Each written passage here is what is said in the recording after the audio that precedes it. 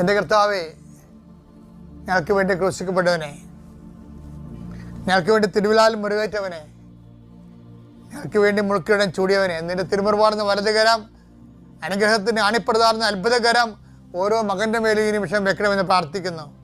ദൈവത്തിലെ നീ എവിടെയായിരിക്കുന്നു അവിടെ നിനക്ക് അനുഗ്രഹം ആവശ്യമുള്ള ഇടത്ത് വസ്തുക്കൾ നിൻ്റെ കയ്യിലുണ്ടെങ്കിൽ അതിപ്പോൾ എടുക്കാവുന്നതാണ്.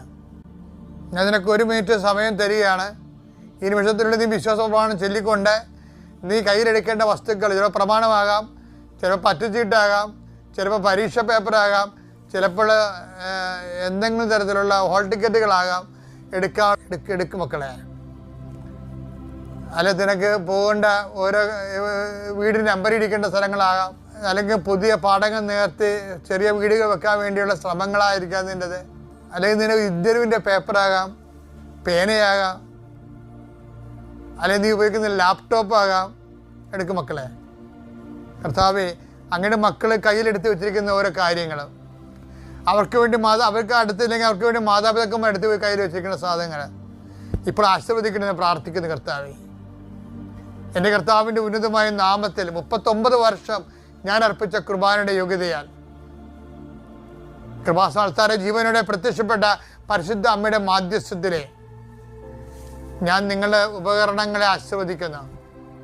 നിങ്ങൾ ഓരോരോ ഇടങ്ങളിലേക്ക് പോകാനും കൊടുക്കാനും വാങ്ങിക്കാനുമുള്ള വിഷയങ്ങളെ കർത്താവിൻ്റെ നാമത്തിൽ ആശീർവദിക്കുന്നു.